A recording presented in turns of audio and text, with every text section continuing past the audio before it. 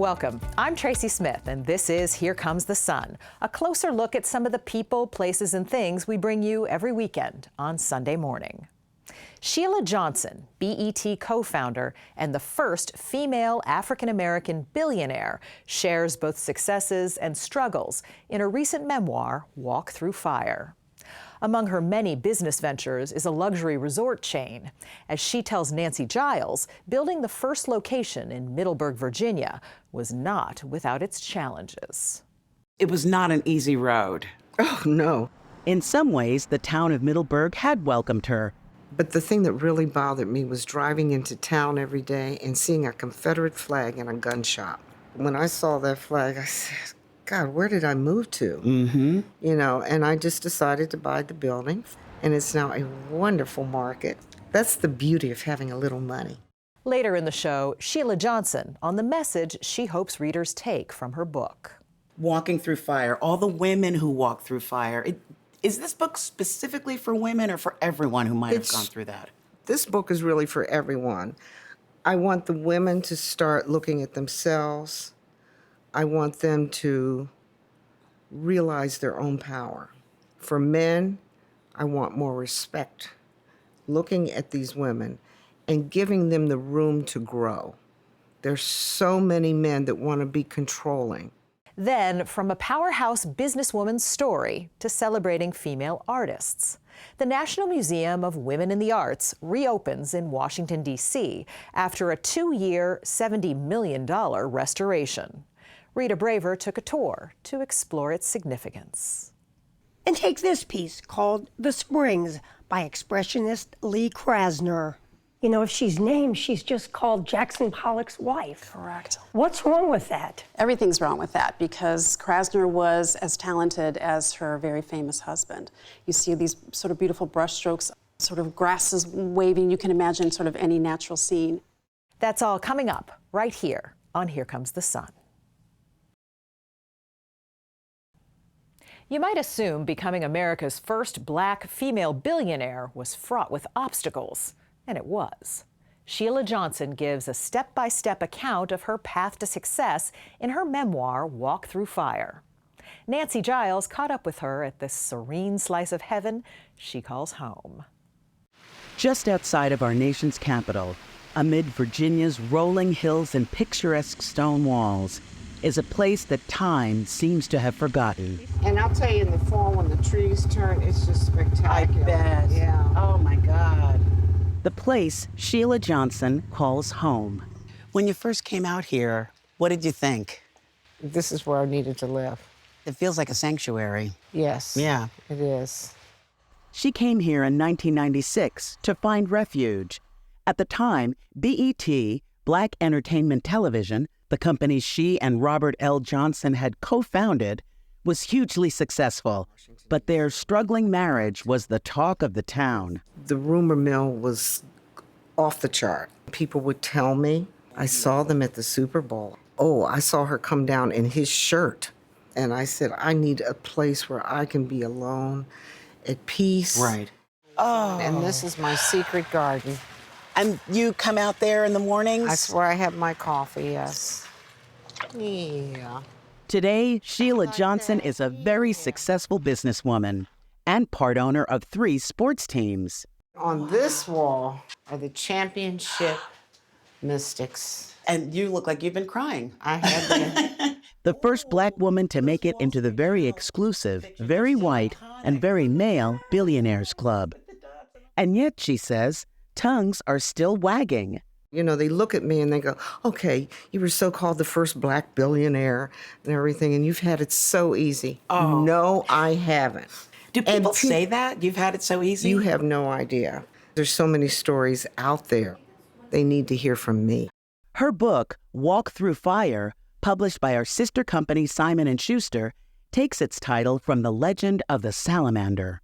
It's the only animal mythically that walks through fire and still comes out alive. It's also the name of her impressive collection of 5-star luxury resorts. Hi, how are you? We joined Sheila Johnson as she welcomed guests to her flagship Salamander Resort and Spa in Middleburg, Virginia. for a weekend of good food and wisdom from some of the country's top chefs. This has been a marriage in culinary heaven. It's been 10 years since the doors first opened. It was not an easy road. Oh, no. In some ways, the town of Middleburg had welcomed her. But the thing that really bothered me was driving into town every day and seeing a Confederate flag in a gun shop.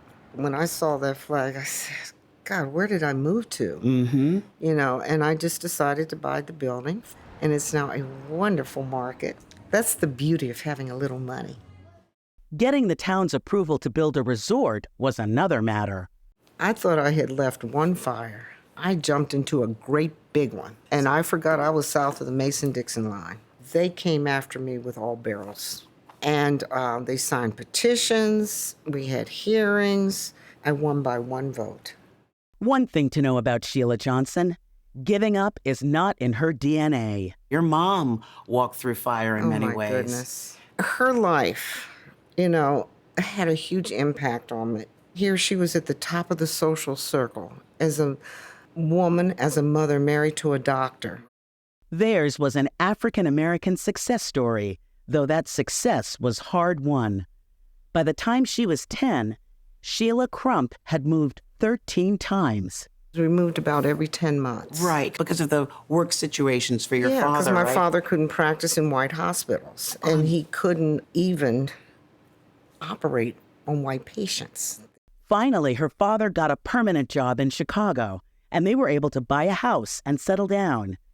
She took up the violin and excelled at it. And then, without warning, her father announced he was leaving the family. It brought us all to our knees because it was just one night, and he says, I'm leaving. Her mother had a breakdown. She had always been my backbone, and I was losing her. It just really kind of destroyed me in a way. And then I realized, I said, Sheila, you know, you can't play the victim here.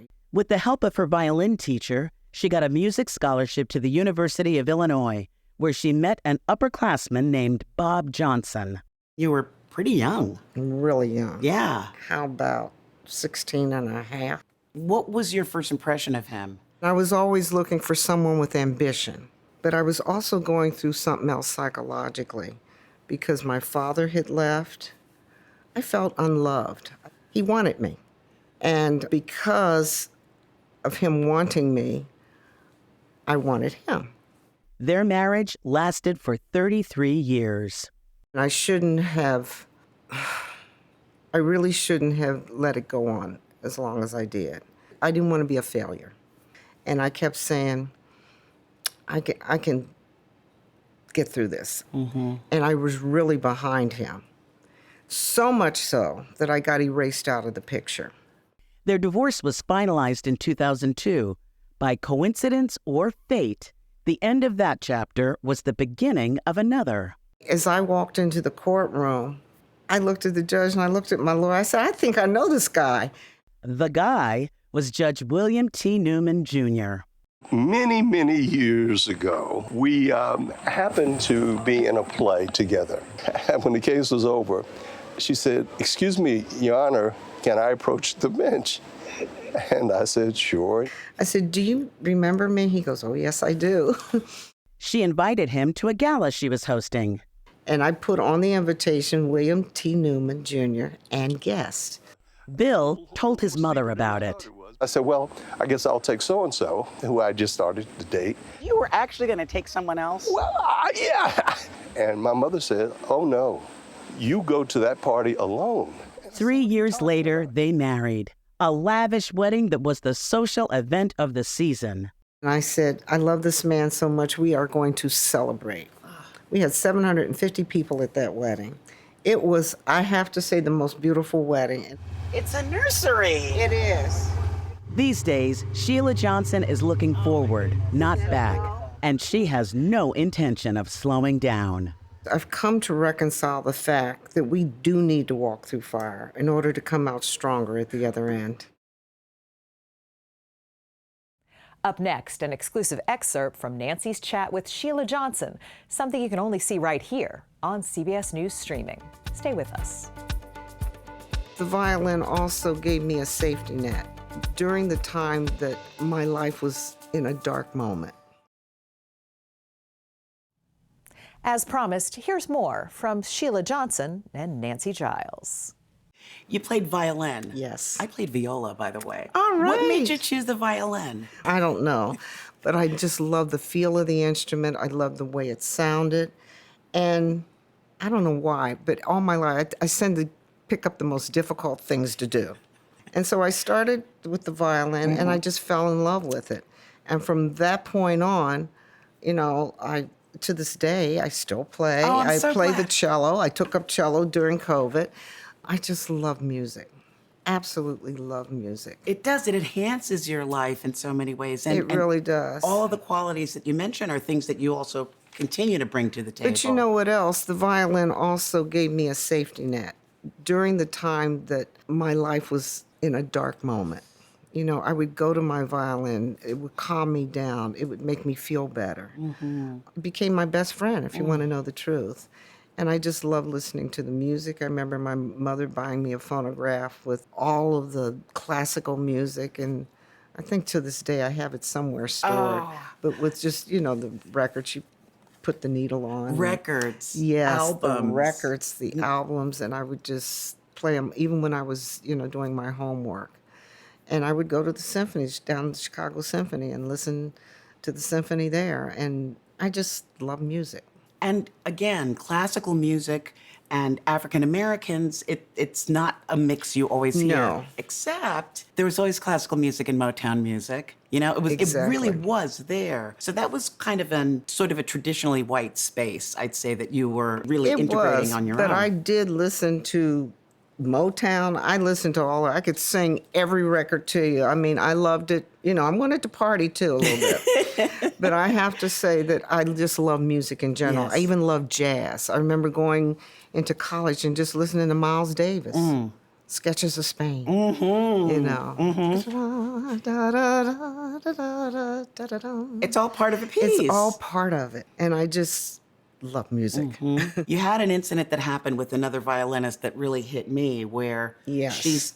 you want to tell what happened? Yes, I mean, for the past 3 years, I was always trying out for Illinois All-State, and I would get like fourth chair or third chair or something like that. And then that's my senior year, I actually captured the concert mistress spot. Right. And I was always competing against this one person. And she says, you only got it because and she said the N-word. Oh, nice. Yeah. Nice. I said, you know what? I just grit my teeth, and I'm like, you're just going to have to deal with it. You've had You to know. deal with those things in many different ways, and you've done it with such grace and even humor. You have to, because if you stoop to their level, they come back at you. And I always want to be above board. And one thing I've learned, when people say ugly, nasty things to you, you just look at them and you be quiet. You just stare. Wow. It throws them completely off guard. If you saw pictures of my father, he's very fair. The people would second guess, but you know. He could almost pass for white, but not quite. Yes. There was enough doubt. And believe it or not, that is still my world to this day. And then as I've later learned that even in all cultures, you know, the fairer skins, it's an issue. And even going into the media business, Yep. it was always the fairer women got to be on camera. Right. The darker women were behind the the camera. camera. So this is a theme, I do continue to watch it. You know, I watch it even in my hospitality industry. I make sure that I want people of color at the front desk. I want them to visit my hotels. I want to make sure that people know I'm all about diversity and about everyone. Walking through fire, all the women who walk through fire. Is this book specifically for women or for everyone who might have It's- gone through that? This book is really for everyone. I want the women to start looking at themselves. I want them to realize their own power. For men, I want more respect. Looking at these women and giving them the room to grow.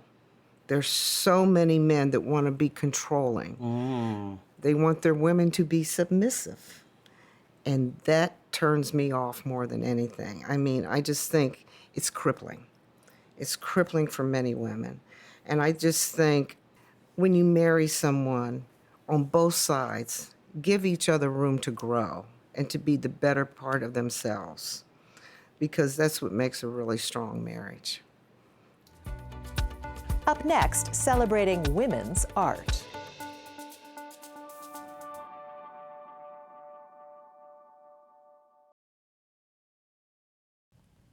Welcome back. Female artists have often historically received less consideration than their male counterparts, whether in art history textbooks or major museums. But for over 40 years, the National Museum of Women in the Arts in Washington, D.C. has amplified women's voices. Here's Rita Braver.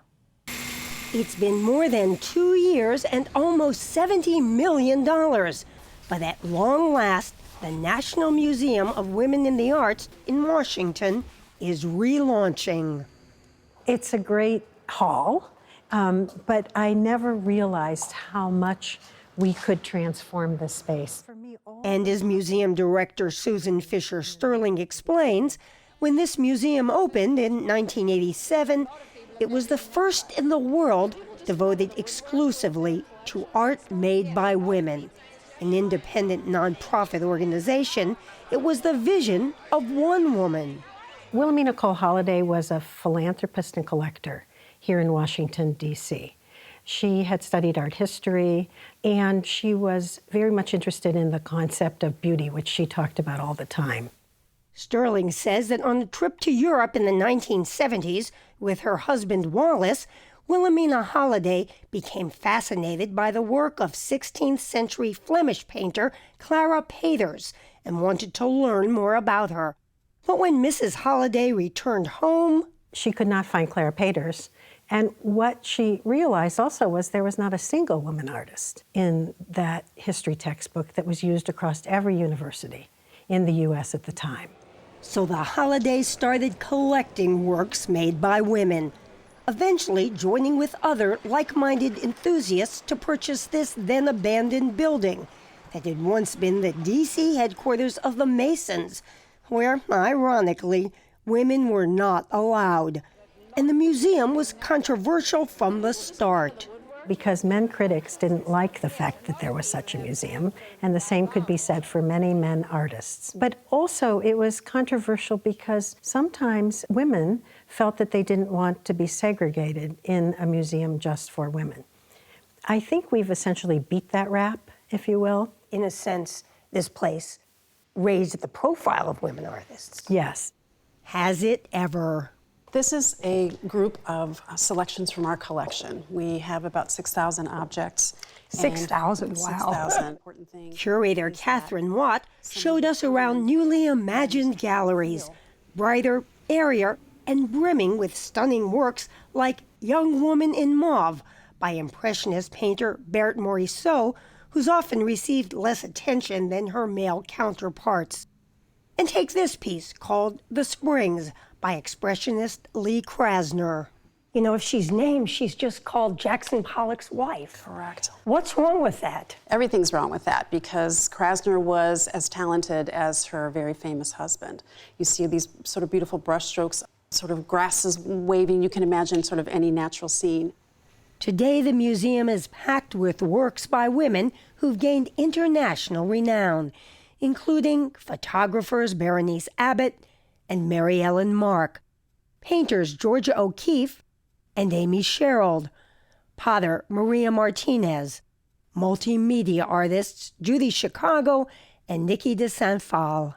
It's wonderful to come into this space and know that all of this work is made by women, and it's just really incredible to see the breadth of the work. Alison Saar makes prints and sculptures that focus on her biracial background and much more.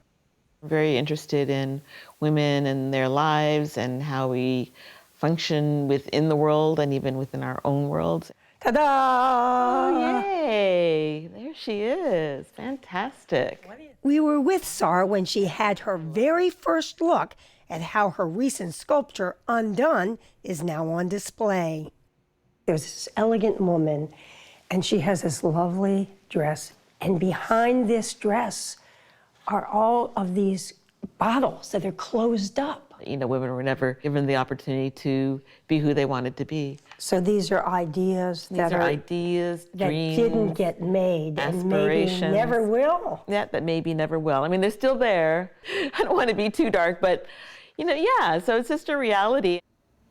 This sculpture exhibit called The Sky is the Limit features works like Lady of Commerce by Reena Banjeri, an American born in Calcutta, India. It's about colonialism and the impact of colonialism in terms of history. What are the forces that are driving business? What are the forces that drive politics? In fact, over the years, gender politics and protests by women artists have helped make a difference. And suddenly we are seeing women artists in major museums around the country. Yes. So do you really still need a place like this? Oh, I think so, because I think this museum for almost the past 40 years has had a tremendous impact in getting that conversation going and keeping it going. So while we're thrilled that other arts institutions are now picking up the mantle with us, we all need to keep the effort moving forward. There's a lot of work to be done.